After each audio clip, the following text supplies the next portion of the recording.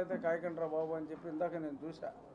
మరి అలాంటి వాళ్ళు చెప్తున్నారు కానీ మరి అంతర్యుద్ధం ఇప్పుడు దాకా వాళ్ళతో మన మీద యుద్ధం చేస్తున్నారు కానీ రేపు 4వ తారీఖు తర్వాత 4 సాయంత్రం నుంచి యువజన శ్రామిక రైతు కాంగ్రెస్ పార్టీలోనే అంతర్యుద్ధం ఖచ్చితంగా మొదలవుతుంది.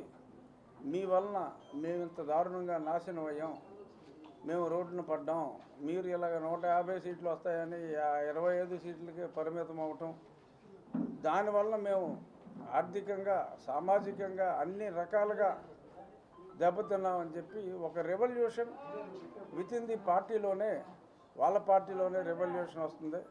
మన మీద చేసే ఈ దాడులకి అప్రమత్తంగా ఉండవలసిన అవసరం ఉంది. ప్రతి దాడులకి అవసరం లేకుండా చాలా జాగ్రత్తగా తెలుగుదేశం పార్టీ శ్రేణులన్నీ కూడా భారతీయ జనతా పార్టీ మీదకి వెళ్ళాలంటే అంత దమ్ము లేదు. సో కాబట్టి వాళ్ళ దృష్టి అంతా కూడా ఎక్కువగా తెలుగుదేశం పార్టీ కేడర్ మీద ఉంటుంది. కాబట్టి తెలుగుదేశం పార్టీ కేడర్ అయితే అత్యంత అప్రమత్తంగా, ఎస్పెషల్లీ పోటీ చేసి ఆల్మోస్ట్ అందరూ గెలవబోతున్నారు కాబట్టి నాకులాగా నానిగారిలాగా పోటీ చేసిన వాళ్ళందరూ కూడా చాలా చాలా చాలా జాగ్రత్తగా సెక్యూరిటీ అలర్ట్తో ఉండాలి అని చెప్పి మొత్తం అందరికీ తెలుగుదేశం పార్టీ శ్రేణులందరికీ కూడా నా విజ్ఞప్తి.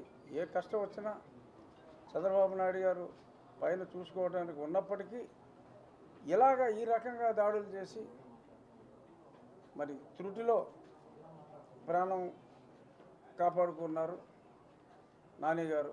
ఆయనకి మరి ఆ వెంకటేశ్వర దయతో ఆయన ప్రాణాలు కాపాడుకోగలిగారు అనేది నా అభిప్రాయం. నన్ను కూడా అప్పుడు దారుణంగా నా పుట్టినరోజు నాడు హింసించినప్పుడు నేను ప్రార్థించింది వెంకటేశ్వర స్వామిని. అందుకనే నాకు అవకాశం ఉన్నప్పుడల్లా స్వామి దర్శనానికి వస్తూ ఉంటా. ఇప్పుడు కూడా ఎన్నికలు అయిన తర్వాత 4-5 రోజుల తర్వాత రావాల్సింది. ఈ నాని గారి సంఘటన తెలుసుకొని వారిని కలిసి దర్శనం చేసుకోవడం కోసం నేను తిరుపతికి రావటం జరిగింది. ఇంకా మీడియా వాళ్ళు ఏమన్నా ప్రశ్నలు అడిగితే అడగండి. వారి కుటుంబ సభ్యుల్ని, అబ్బాయి వినీల్ని, సుధా గారిని మొత్తం అందరినీ కూడా కలవటం జరిగింది. అత్యంత దారుణం. ప్రతి ఒక్కరూ కూడా, ప్రతి ఒక్క పౌరుడు కూడా ఖండించవలసిన అవసరం ఉంది. అందరూ కూడా ఖండిస్తున్నారు కూడా.